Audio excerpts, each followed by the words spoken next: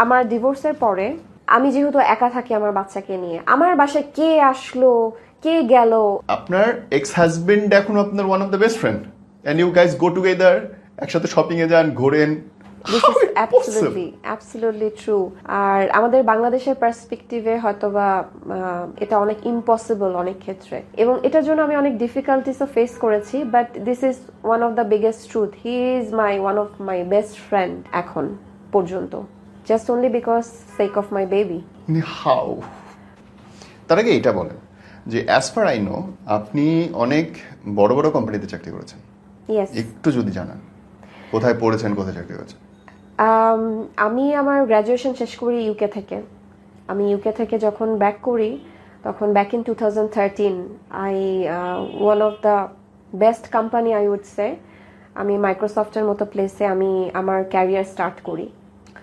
Career start করার পরে ওখানে আমার ক্যারিয়ার আমি অনেক দিন কন্টিনিউ করার পরে আসলে আমি আমার ওখানে থাকতে বিয়ে হয়। দেন আমি আমার ফ্যামিলি লাইফ স্টার্ট করি। ফ্যামিলি লাইফ স্টার্ট করার পরে দেন আমি সুইচ করি। আমি মাইক্রোসফটে ছিলাম অলমোস্ট 3.5 ইয়ার্সের মতো। দেন আমি র্যাঙ্কনে সুইচ করি। র্যাঙ্কনে সুইচ করার পরে আমার বেবি হয়। বেবি হওয়ার পরে আসলে যেটা হয় যে ওয়ার্কিং মাদার হিসেবে একটা নিউবর্ন বেবিকে সাথে কন্টিনিউ করাটা আমার জন্য খুবই ডিফিকাল্ট হয়ে আমি চিন্তা করি okay why don't I take a break and focus on my baby. So এটাতেই আসলে আমার একটা ক্যারিয়ার একটা গ্যাপ পড়ে। আর এখন সেটার জন্যই হচ্ছে আসলে ওই কলহটা শুরু হয় ওখান থেকেই আমার মনে হয়। যখন আমি জব করতাম তখন পুরোপুরি আসলে ব্যাপারগুলো একটু অন্যরকম ছিল, কারণ যেহেতু আমি সেলফ ইন্ডিপেন্ডেন্ট ছিলাম। সো আমার কোনো কিছু প্রয়োজন হলে প্রায়োরিটি আমার সবসময় থাকতো আমি ঠিক আছে আমারটা আমি চালাই নিতে পারছি এবং আমার বেবির কোনো অসুবিধা হচ্ছে না। সো এটার পরে আসলে আমাদের পারিবারিক একটু ঝামেলা শুরু হয়েছিল। দেন পারিবারিক ঝামেলা শুরু হওয়ার পর থেকে একটা টক্সিক রিলেশনশিপে আমরা ছিলাম আসলে। সো ওই টক্সিক রিলেশনশিপ থেকে আমার কাছে একসময় মনে হয় যে এটা আমি ভুল করছি, এটা যদি আমি কন্টিনিউ করি এই টক্সিক রিলেশনশিপ কখনোই টক্সিক হবে না, ইনফ্যাক্ট আমি আমার বাচ্চাকেও একটা বেটার ফিউচার দিতে পারবো না। সো 2020 প্যান্ডামিকের সময় আসলে আমি ডিসিশন নেই যে আমি ওকে ছেড়ে আমি ডিভোর্স লেটার সেন্ড করি। দেন আমরা ডিভোর্স হয়ে যাই।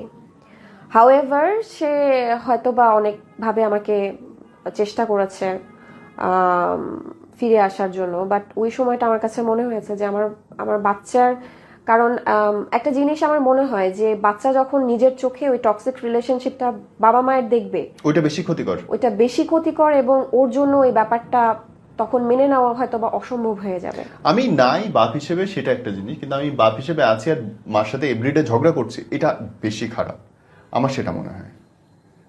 সো এই জন্যই আমার কাছে মনে হয়েছিল যে আমি ডিভোর্সটা করে আমি কোনো ভুল ডিসিশন নেইনি। জি, আপনি আমাকে এটা বলেন যে ধরেন যে মাইক্রোসফটের মতো এত বড় একটা কোম্পানি, দুনিয়ার সবচেয়ে বড় কোম্পানিতে আপনি চাকরি করেছেন, এখানে চাকরি করেছেন, you need so many thing. আপনি বাইরে পড়ালেখা করেছেন, তারপরে আবার নতুন করে শুরু করলেন। এই যে একটা লম্বা journey as a single mother, it's like a war. এটা যুদ্ধের চেয়ে বড় কিছু না?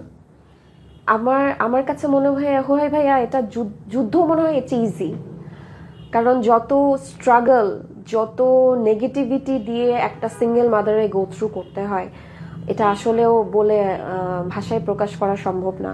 এভরিডে আমি হচ্ছে চ্যালেঞ্জ ফেস করি। যেমন এভরিডের কথা আমি যদি বলি, ডে টু ডে লাইফের কথাই আমি বলি। আমি যখন বাজারটা নেই, হ্যাঁ, আমার 2 হাতে বাজার থাকে। এক হাতে আমার বাচ্চাকে ধরতে হয়, আর এক হাতে হয়তো বা আমাকে আমার ট্রান্সপোর্টের জন্য আমাকে ডাকতে হয়। মানে সব কিছু মিলিয়ে আমার তখন মনে হয় আমার চারিপাশে তো কেউই নাই, আমাকেই সব করতে হয়।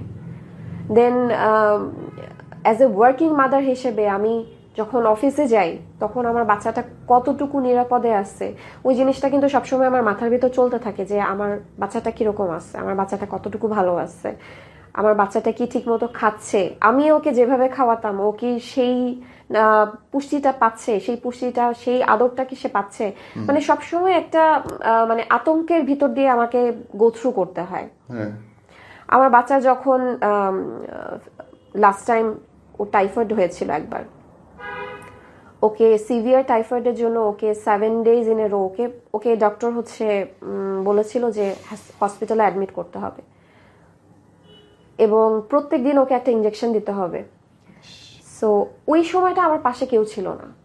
ওই সময়টা মানে আমার ফ্যামিলিও বলতে গেলে ওই অতটুকু সাপোর্ট, কারণ আমার মাও আমাকে অতটুকু সাপোর্ট করতে পারে না, কারণ আমার নানি স্টিল জীবিত, সে তার লুক আফটার করবে না, তার মেয়ের কাছে এসে থাকবে। সো এটা একটা বড় ব্যাপার ছিল।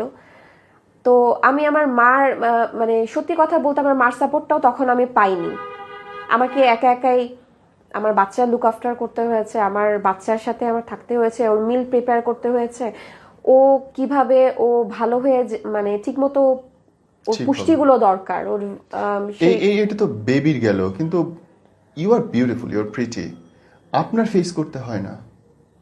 অনেক অনেক ফেস করতে হয়। Will you please? এখন সত্যি কথা আসলে বলতে গেলে মানে সিঙ্গেল মাদারদেরকে কখনোই ভালো চোখে দেখা হয় না। অ্যাজ এ সিঙ্গেল মাদার হিসেবে থাকে যে আমরা অনেক উইক এবং we need something, we need physical need. এগুলো মানুষ যখন ভাবে তখন সিঙ্গেল মাদাররা, যেমন সিঙ্গেল মাদার হিসেবে আমি আমার ফ্যামিলির সাপোর্টে আমি এখন সার্ভাইভ করছি আমার বেবিকে নিয়ে, এটা নিয়েও মানুষের অনেক কৌতূহল থাকে যে how do I survive, how do I maintain my lifestyle, how আমি আমার বাচ্চাকে ভালো একটা স্কুলে পাঠাচ্ছি, আমি কিভাবে এগুলো ম্যানেজ করছি। মানুষের কৌতূহলের কোনো শেষ নাই। মানে মনে করে যে অবৈধ টাকা আসতেছে, অবৈধ টাকা আসছে, আমি ভিতরে ভিতরে কিছু করছি কিনা, আমি যেহেতু একা থাকি আমার বাচ্চাকে নিয়ে, আমার বাসায় কে আসলো কে গেল, এটা সবসময় মানুষের খুব কৌতূহল থাকে সবসময়। ওকে।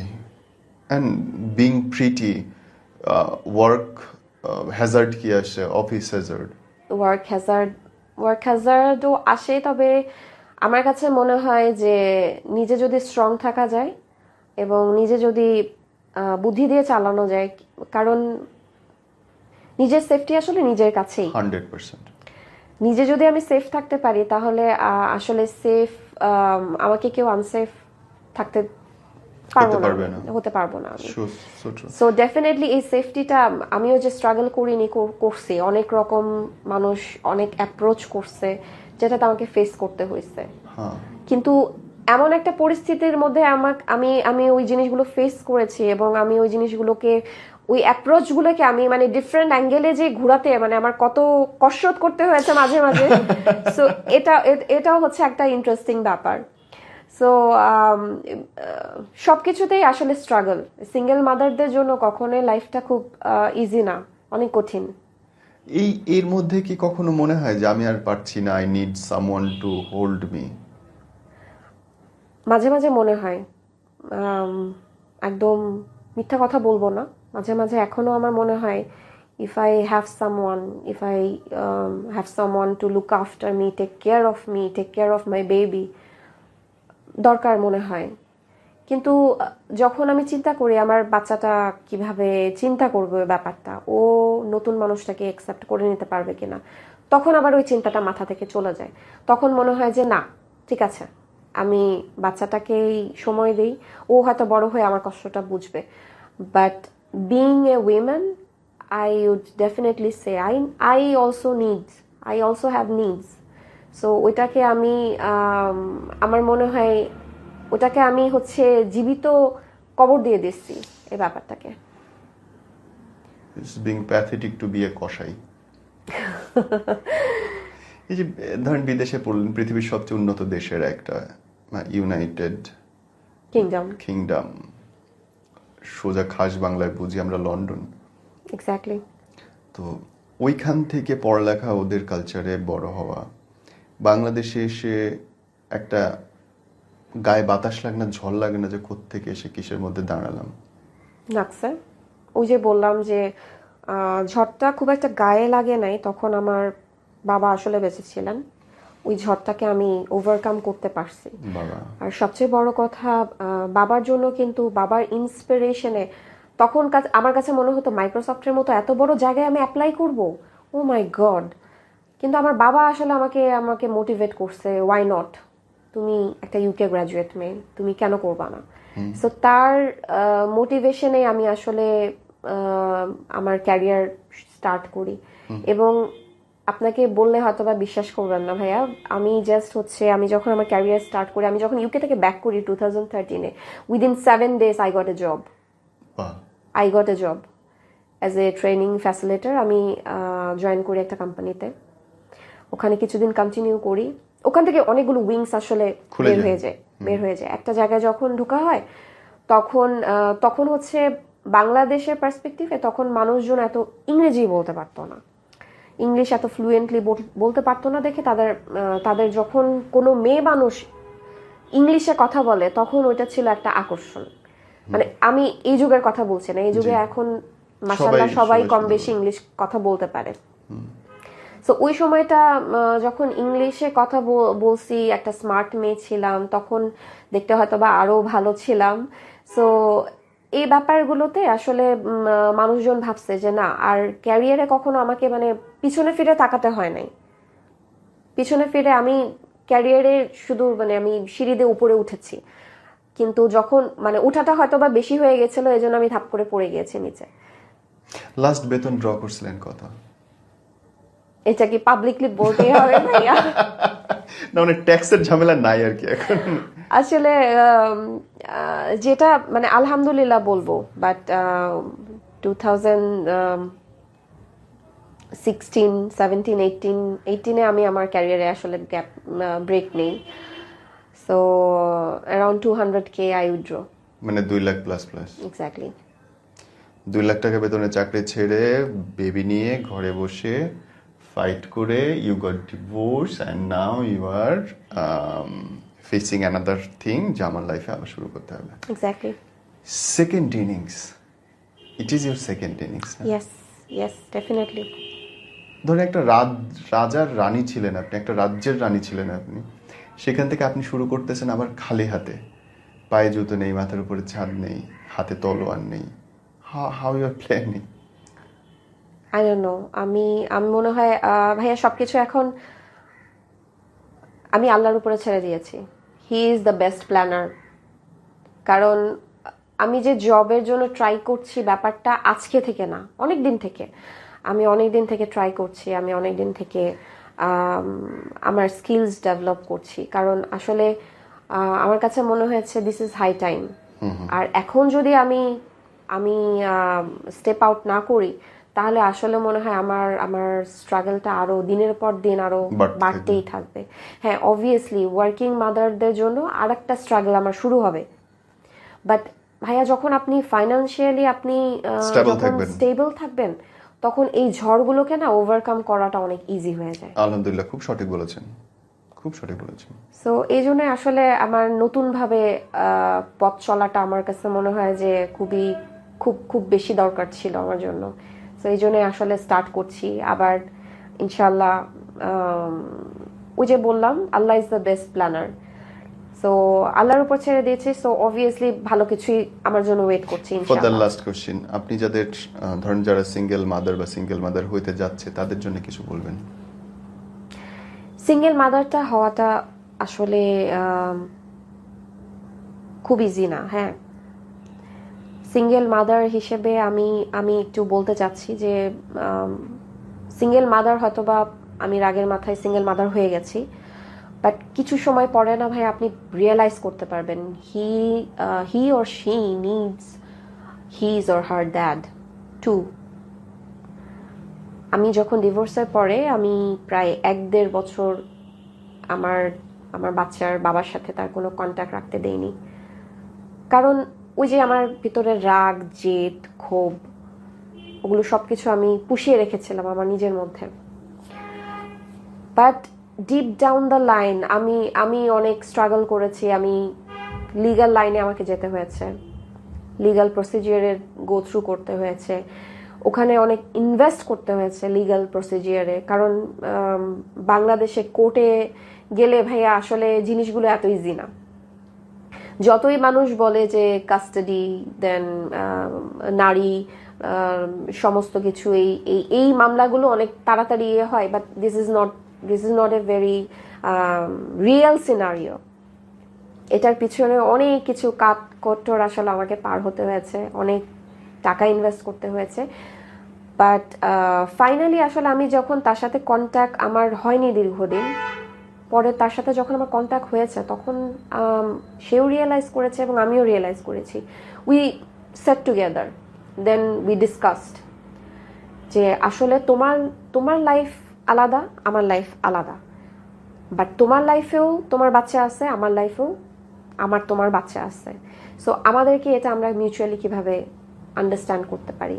সো আলহামদুলিল্লাহ তাকে আমি বুঝাতে সক্ষম হয়েছি, সেও বুঝতে পেরেছে, সেও আমার সিচুয়েশন বুঝতে পেরেছে, সক্ষম হয়েছে যে এখন পর্যন্ত আমরা খুবই একটা হেলদি একটা রিলেশনশিপ মেনটেন করতে পারি। এটা আমার জন্য এতটা ইজি ছিল না। আমার ফ্যামিলি থেকে আমি অনেক অনেক রকম কথা শুনতে হয়েছে। আমার আত্মীয় স্বজনরা আমাকে কোনো কথা বলতে বাদ রাখে নাই, অনেকবার বলছে এভাবে সম্পর্ক কন্টিনিউ, মানে আমি একা শুধু আমি ফেস করিনি ব্যাপারগুলো, ওর ফ্যামিলি থেকে ফেস করেছে। ও কি বিয়ে করছে? ও বিয়ে করেছে। ওর জন্য ব্যাপারগুলো খুব ইজি ছিল না। স্বাভাবিক, কারণ আরেকজন ঘরে আছে, সে তো চাইবে না এক্স ওয়াইফের সাথে যোগাযোগ রাখুক। এক্স্যাক্টলি।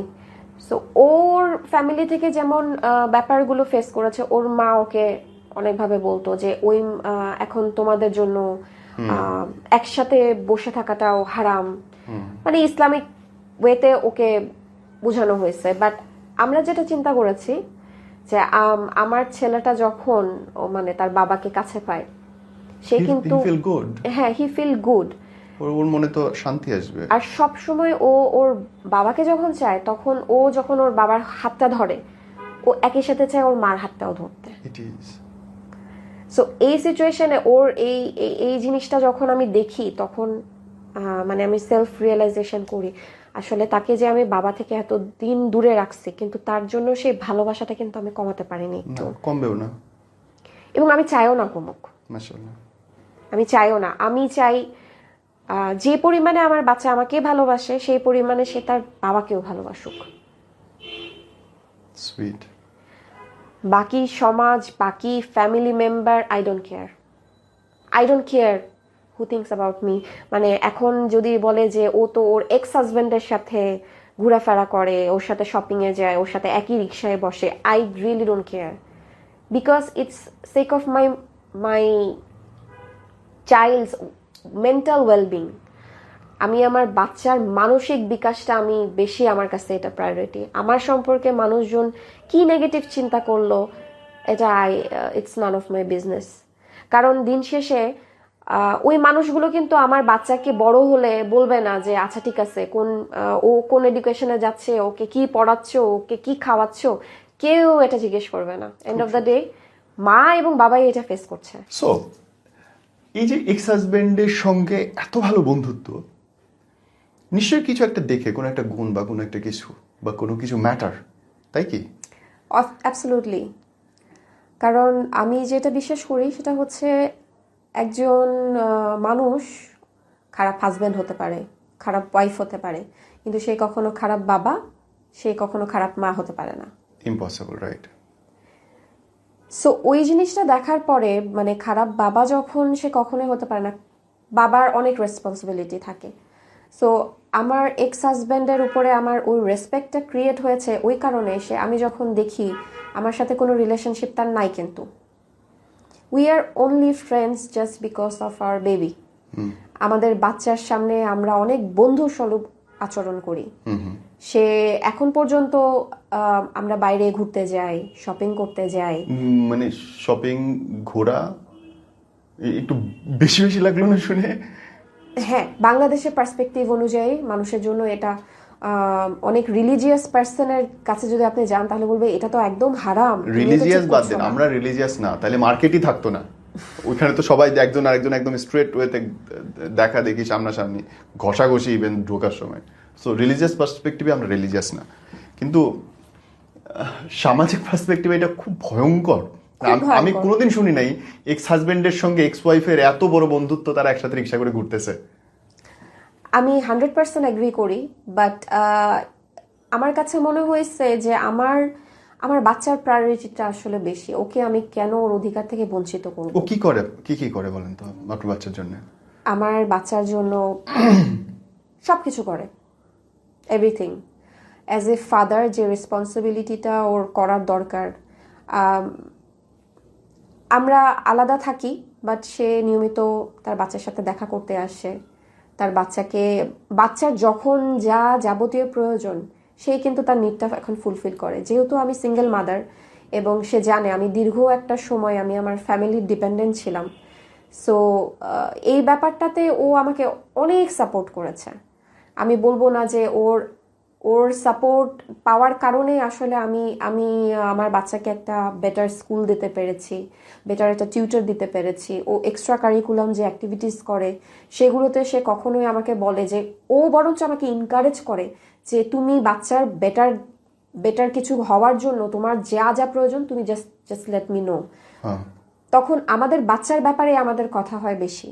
আমাদের বাচ্চার ব্যাপারে আমরা কি ডিসিশন নিচ্ছি, আমরা এখন কোন স্কুলে গেলে ওর জন্য ভালো হবে, কোন এডুকেশন ওর জন্য ভালো হবে, ও ভালো করতে পারবে কোনো ইয়েতে, ওর ড্রেস আপ সেন্সে ওকে ইসলামিক লাইনে আমরা কিভাবে আনতে পারবো, সবকিছুতেই ওর ওর একটা ভূমিকা আমি রাখতে চাই। এবং ওর বাবার সাথে আম, প্রত্যেক দিনই হচ্ছে ভিডিও কলে কথা বলে, এবং তার সাথে আমার বাচ্চাকে আমি কখনোই বুঝতে দেই না যে সে হচ্ছে দূরে থাকে। বাট এটা সে জানে, আমার বাচ্চাটা এটা জানে যে আমার মাম্মির বাসা এক জায়গায়, আমার পাপার বাসা এক জায়গায়, তারা একসাথে থাকে না, but we are still in very good shape, so that আমরা আসলেও অন্য কোথাও গেলে আমরা বাবা মা আমার বাচ্চা আমরা যেতে পারি। বাহ, ভেরি গুড। এতে তার আপনার হাজবেন্ডের বর্তমান ফ্যামিলিতে কোনো অসুবিধা হয় না? তার বউ বর্তমান ফ্যামিলিতে যে অসুবিধা হয় না আমি তা বলবো না, অনেক অসুবিধা হয়, এবং সে অনেক স্ট্রাগল করেছে এই ব্যাপারে। এবং সেও অনেক অনেক কিছুর মধ্যে দিয়ে গো থ্রু করেছে। তার লাইফটাও কিন্তু ইজি ছিল না, কারণ একটা মেয়ে হিসেবে আমি যদি তার প্রেজেন্ট ওয়াইফ হতাম, আমি কখনো অ্যাকসেপ্ট করে নিতাম না হয়তো বা যে তার এক্স ওয়াইফের সাথে এখনো কেন যোগাযোগ হচ্ছে, যোগাযোগ যেটাই হোক না কেন, হ্যাঁ, তখন স্বাভাবিকভাবে কিন্তু আমিও রিয়্যাক্ট করতাম। সো সেই ফেসগুলো কিন্তু সে এখনো ফেস করে। তার মানে ওই মেয়েটা কতটুকু ধৈর্যবান, তার বর্তমান ওয়াইফ, ও তো একটা অ্যাপ্রিসিয়েট পাওয়ার যোগ্য যে সে এই জিনিসগুলো সহ্য করতেছে। যে ধৈর্য নিয়ে আসলে থাকার সে থাকবেই, আর যে অধৈর্য হয়ে যে বুঝবে না সে তো চলে যাবেই। একটা দীর্ঘশ্বাস পড়লো আমার কথাটা শুনে। খুব সত্যি একটা কথা। অদ্ভুত না সংসারটা, জীবনটা হুট করে উল্টাপাল্টা হয়ে যায়। থাকলে মনে হয় যে কেন এরকম আসছে, চেঞ্জ হয় না কেন। আবার না থাকলে মনে হয় আচ্ছা ঠিক আছে, একটু তো কনসিডার করতে পারতাম, এই ব্যাপারগুলো তো আমি ওকে স্পেস দিতে পারতাম, ওকে অন্যভাবে আমি হ্যান্ডেল করতে পারতাম। সময় নেওয়া উচিত কোনো একটা রিলেশনশিপ নষ্ট করার আগে, আর স্পেশালি যখন একটা বাচ্চা থাকে লাইফে, দুইজনের বাচ্চাটা সবচেয়ে মেন ভিকটিম হয়, বাচ্চাটা সবচেয়ে বেশি সাফার করে। বাচ্চাটা চায় তার বাবাকেও চায়, তার মাকেও চায়, কোনোভাবেই কোনো অংশে তার বাবা মা দুজনকেই চায়। সো এই ক্ষেত্রে আসলে আমি বলবো যে বাচ্চাটা খুব বড় একটা ভিকটিম হয়ে যায়, শিকার হয়ে যায়। সো ওর অধিকারগুলো আমরা যতই আলাদা হয়ে যায়, ডিভোর্স হয়ে যায়, আমার মনে হয় ডিভোর্সের পরেও যাদের বাচ্চা আছে তাদের একটা হেলদি একটা রিলেশনশিপ, মিনিমাম একটা যেটা বেসিক যে যতটুকু ক্রাইটেরিয়া থাকে ওইটুকু আসলে মেনটেন করা উচিত। আদারওয়াইজ বাচ্চা খুব বেশি সাফার করে, বাচ্চাটার মেন্টাল ওয়েলবিংয়ে অনেক এফেক্ট পড়ে। পরবর্তীতে যে সে কিন্তু অনেক রকম প্রবলেম হতে পারে তার। জানো, এই যে এত এত ভালো বাবা, এত সুন্দর বন্ধুত্ব, আমার অশ্লীলভাবে জিজ্ঞেস করতে ইচ্ছে করতেছে, লোকটার প্রতি এত মুগ্ধ, তাহলে ছাড়লা কেন? ওই যে ক্ষোভ, রাগ, অভিমান, অভিমানই বেশি, অভিমান বেশি। স্কিলস, অভিমান খুব ক্ষতির, খুব ক্ষতির, ধ্বংস করে দেয়। একদম। এবং সবচেয়ে কাছের লোকটা যদি একটুও আঘাত করে না, মানে সেতারের মতো, গিটারের মতো বাজতে থাকে। এক্স্যাক্টলি।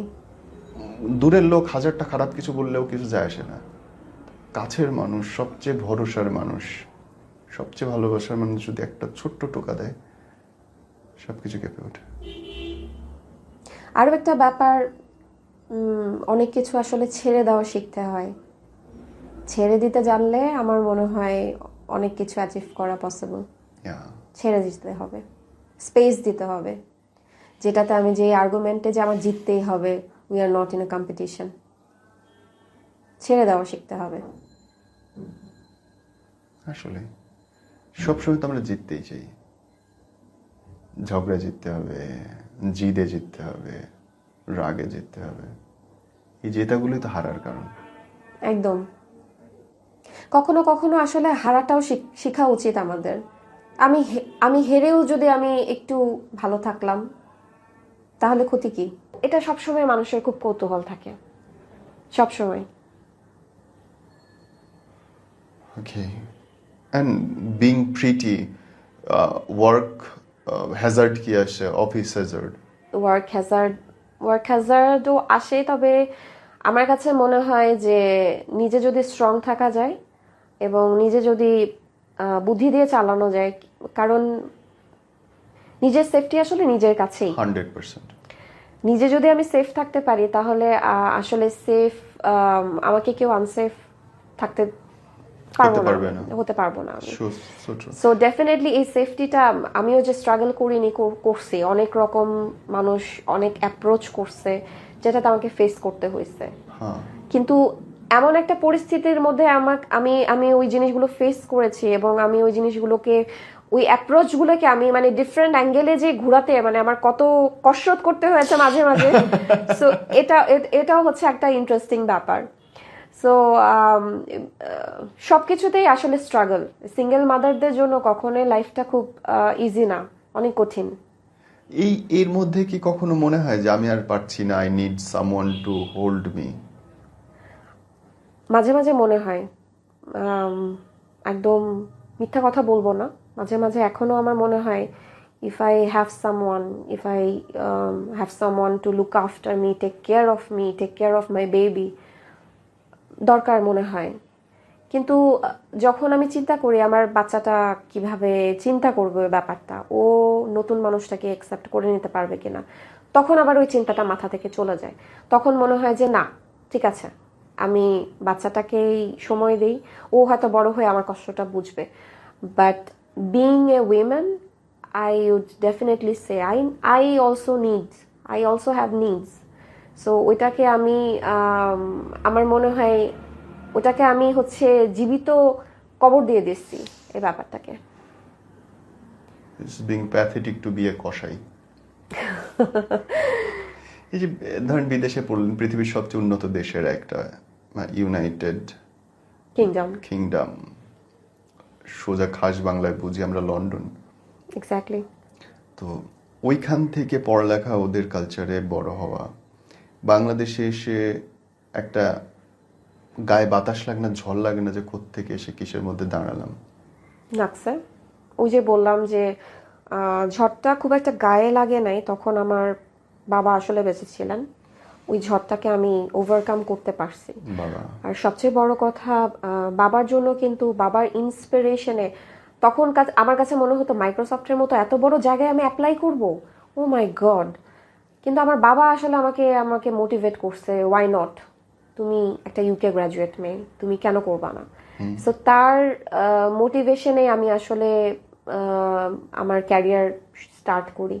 এবং আপনাকে বললে হয়তো বা বিশ্বাস করবেন না ভাইয়া, আমি যখন আমার ক্যারিয়ার স্টার্ট করি, আমি যখন ইউকে থেকে ব্যাক করি 2013-এ, within 7 days I got a job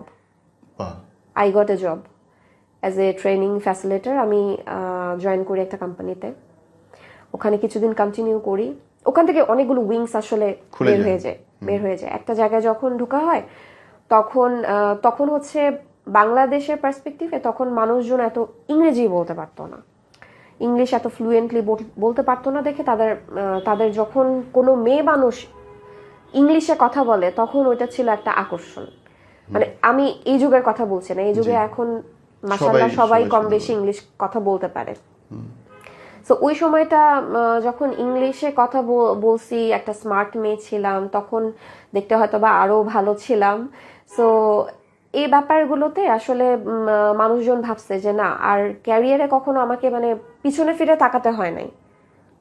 পিছনে ফিরে আমি ক্যারিয়ারে শুধু মানে আমি সিঁড়ি দিয়ে উপরে উঠেছি, কিন্তু যখন মানে উঠাটা হয়তো বা বেশি হয়ে গেছিল, এই জন্য আমি ধাপ করে পড়ে গিয়েছি নিচে। লাস্ট বেতন ড্র করছিলেন কত? এটা কি পাবলিকলি বলতে হবে ভাইয়া? না মানে ট্যাক্সের ঝামেলা নাই আর কি এখন।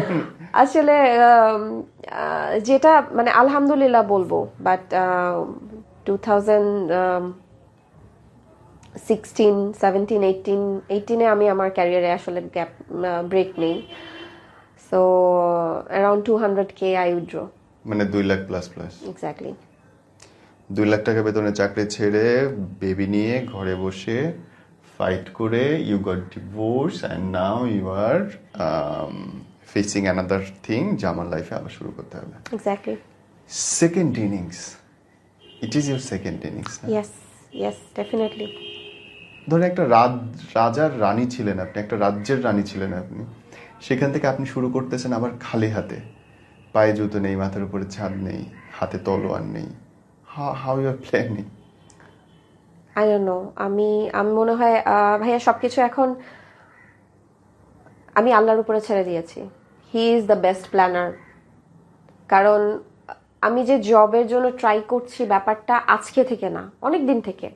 আমি অনেক দিন থেকে ট্রাই করছি, আমি অনেক দিন থেকে আমার স্কিলস ডেভেলপ করছি। কারণ আসলে আমার কাছে মনে হয়েছে this is high time.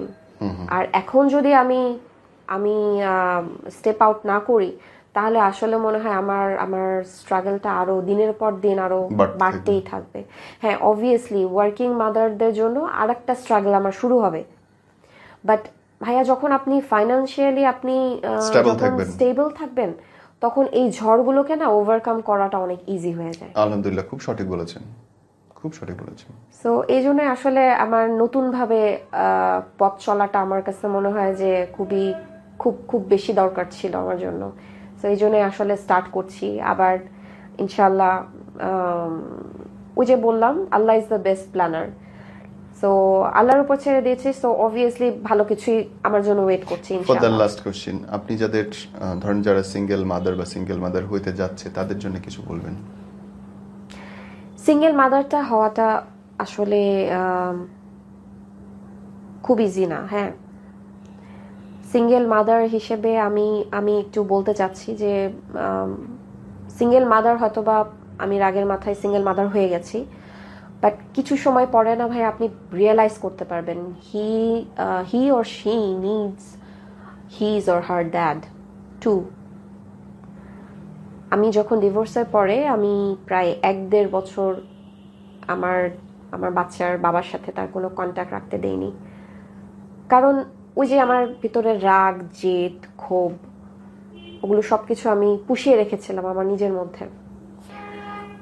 But deep down the line আমি অনেক স্ট্রাগল করেছি। আমি লিগ্যাল লাইনে আমাকে যেতে হয়েছে, লিগ্যাল প্রসিজিয়ারে গো থ্রু করতে হয়েছে, ওখানে অনেক ইনভেস্ট করতে হয়েছে লিগ্যাল প্রসিজিয়ারে। কারণ বাংলাদেশে কোর্টে গেলে ভাইয়া আসলে জিনিসগুলো এত ইজি না। যতই মানুষ বলে যে কাস্টাডি দেন নারী সমস্ত কিছু এই মামলাগুলো অনেক তাড়াতাড়ি হয়, but this is not a very real scenario. এটার পিছনে অনেক কিছু কাঠখড় আসলে আমাকে পার হতে হয়েছে, অনেক টাকা ইনভেস্ট করতে হয়েছে। বাট ফাইনালি আসলে আমি যখন তার সাথে কন্ট্যাক্ট আমার হয়নি দীর্ঘদিন, পরে তার সাথে যখন আমার কন্ট্যাক্ট হয়েছে, তখন সেও রিয়েলাইজ করেছে এবং আমিও রিয়েলাইজ করেছি। We set together, then we discussed যে আসলে তোমার লাইফ আলাদা, আমার লাইফ আলাদা, বাট তোমার লাইফেও তোমার বাচ্চা আছে, আমার লাইফেও তোমার বাচ্চা আছে। সো আমাদেরকে এটা আমরা মিউচুয়ালি কিভাবে আন্ডারস্ট্যান্ড করতে পারি। সো আলহামদুলিল্লাহ তাকে আমি বুঝাতে সক্ষম হয়েছি, সেও বুঝতে পেরেছে, সেও আমার সিচুয়েশন বুঝতে পেরেছে, সক্ষম হয়েছে। যে এখন পর্যন্ত আমরা খুবই একটা হেলদি একটা রিলেশনশিপ মেনটেন করতে পারি। এটা আমার জন্য এতটা ইজি ছিল না। আমার ফ্যামিলি থেকে আমি অনেক অনেক রকম কথা শুনতে হয়েছে। আমার আমার আত্মীয় স্বজনরা আমাকে কোনো কথা বলতে বাদ রাখে নাই। অনেকবার বলছে এভাবে সম্পর্ক কন্টিনিউ, মানে আমি একা শুধু আমি ফেস করিনি ব্যাপারগুলো, ওর ফ্যামিলি থেকে ফেস করেছে। ও কি বিয়ে করছে? ও বিয়ে করেছে। ওর জন্য ব্যাপারগুলো খুব ইজি ছিল না। স্বাভাবিক, কারণ আরেকজন ঘরে আছে, সে তো চাইবে না এক্স ওয়াইফের সাথে যোগাযোগ রাখুক। এক্স্যাক্টলি। সো ওর ফ্যামিলি থেকে যেমন ব্যাপারগুলো ফেস করেছে, ওর মা ওকে অনেকভাবে বলতো যে ওই এখন তোমাদের জন্য একসাথে বসে থাকাটাও হারাম, মানে ইসলামিক ওয়েতে ওকে বোঝানো হয়েছে। বাট আমরা যেটা চিন্তা করেছি যে আমার ছেলেটা যখন মানে তার বাবাকে কাছে পায়, সে কিন্তু হ্যাঁ হি ফিল গুড, ওর মনে তো শান্তি আসবে। আর সব সময় ও ওর বাবাকে যখন চায়, তখন ও যখন ওর বাবার হাতটা ধরে, ও একই সাথে চায় ওর মার হাতটাও ধরতে। সো এই সিচুয়েশনে ওর এই জিনিসটা যখন আমি দেখি, তখন মানে আমি সেলফ রিয়েলাইজেশন করি আসলে তাকে যে আমি বাবা থেকে এত দিন দূরে রাখছি, কিন্তু তার জন্য সেই ভালোবাসাটা কিন্তু আমি কমাতে পারিনি, একটু কমবেও না, এবং আমি চাইও না কমুক। মাশাআল্লাহ, আমি চাইও না। আমি চাই যে পরিমাণে আমার বাচ্চা আমাকে ভালোবাসে, সেই পরিমাণে সে তার বাবাকেও ভালোবাসুক। সুইট। বাকি সমাজ, বাকি family member, I don't care who thinks about me. মানে এখন যদি বলে যে ও তো ওর এক্স হাজব্যান্ডের সাথে ঘোরাফেরা করে, ওর সাথে শপিংয়ে যায়, ওর সাথে একই রিক্সায় বসে, I really don't care, because it's sake of my child's mental wellbeing. আমি আমার বাচ্চার মানসিক বিকাশটা আমি বেশি, আমার কাছে এটা প্রায়োরিটি। আমার সম্পর্কে মানুষজন কি নেগেটিভ চিন্তা করলো, এটা it's none of my business. কারণ দিন শেষে ওই মানুষগুলো কিন্তু আমার বাচ্চাকে বড় হলে বলবে না যে আচ্ছা ঠিক আছে ও কোন এডুকেশনে যাচ্ছে, ওকে কি পড়াচ্ছ, ওকে কি খাওয়াচ্ছ, কেউ এটা জিজ্ঞেস করবে না। এন্ড অফ দ্য ডে মা এবং বাবাই এটা ফেস করছে। সো এই যে এক্স হাজবেন্ডের সঙ্গে এত ভালো বন্ধুত্ব, নিশ্চয়ই কিছু একটা দেখে, কোনো একটা গুণ বা কোনো একটা কিছু বা কোনো কিছু ম্যাটার, তাই কি? অ্যাবসলিউটলি। কারণ আমি যেটা বিশ্বাস করি সেটা হচ্ছে একজন মানুষ খারাপ হাজব্যান্ড হতে পারে, খারাপ ওয়াইফ হতে পারে, কিন্তু সে কখনো খারাপ বাবা, সে কখনো খারাপ মা হতে পারে না। Impossible, right? সো ওই জিনিসটা দেখার পরে, মানে খারাপ বাবা যখন, সে কখনোই হতে পারে না। বাবার অনেক রেসপন্সিবিলিটি থাকে।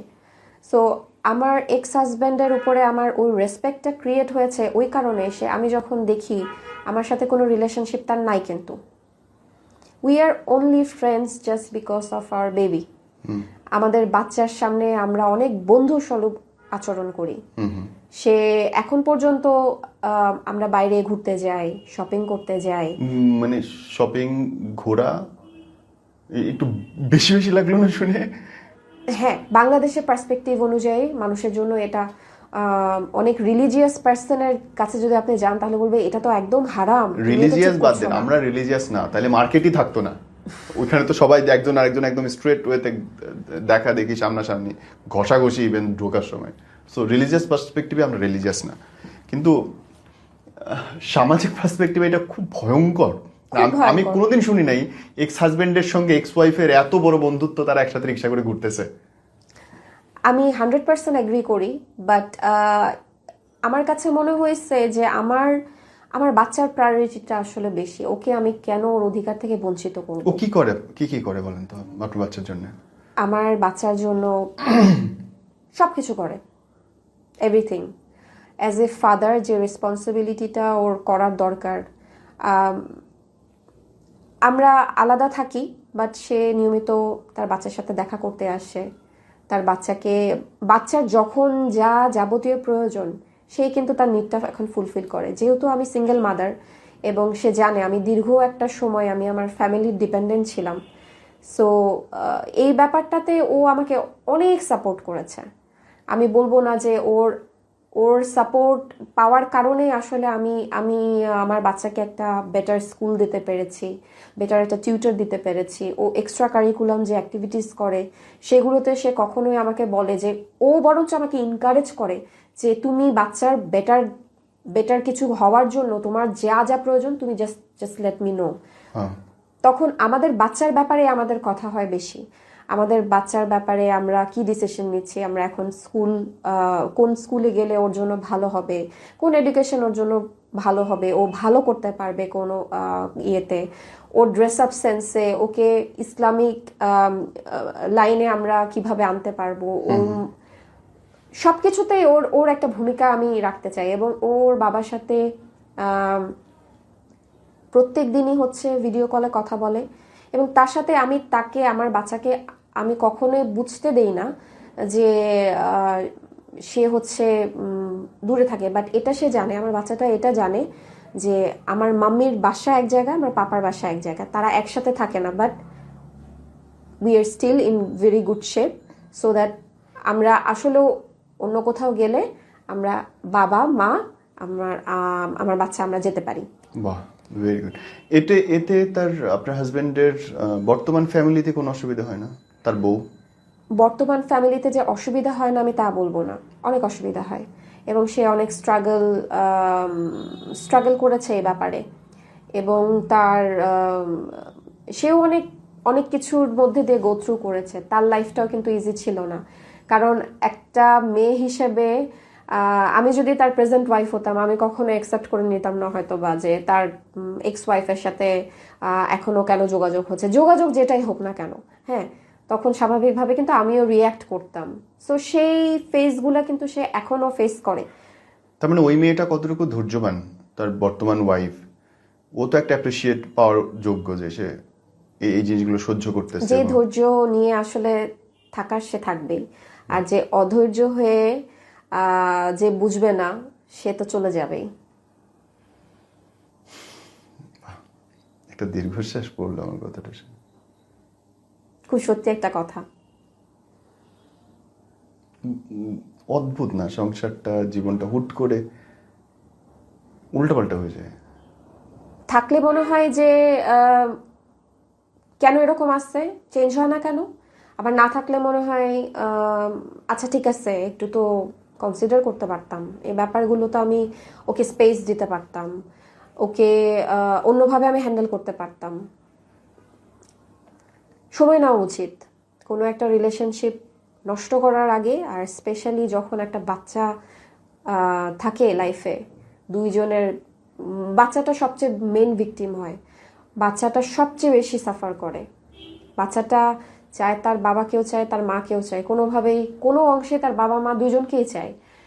সো এই ক্ষেত্রে আসলে আমি বলবো যে বাচ্চাটা খুব বড় একটা ভিকটিম হয়ে যায়, শিকার হয়ে যায়। সো ওর অধিকারগুলো আমরা যতই আলাদা হয়ে যায়, ডিভোর্স হয়ে যায়, আমার মনে হয় ডিভোর্সের পরেও যাদের বাচ্চা আছে তাদের একটা হেলদি একটা রিলেশনশিপ, মিনিমাম একটা যেটা বেসিক যে যতটুকু ক্রাইটেরিয়া থাকে ওইটুকু আসলে মেনটেন করা উচিত। আদারওয়াইজ বাচ্চা খুব বেশি সাফার করে, বাচ্চাটার মেন্টাল ওয়েলবিংয়ে অনেক এফেক্ট পড়ে, পরবর্তীতে যে সে কিন্তু অনেক রকম প্রবলেম হতে পারে তার। জানো, এই যে এত এত ভালো বাবা, এত সুন্দর বন্ধুত্ব, আমার অশ্লীলভাবে জিজ্ঞেস করতে ইচ্ছে করতেছে লোকটার প্রতি এত মুগ্ধ, তাহলে ছাড়লা কেন? ওই যে ক্ষোভ, রাগ, অভিমানই বেশি, অভিমান বেশি। স্কিলস, অভিমান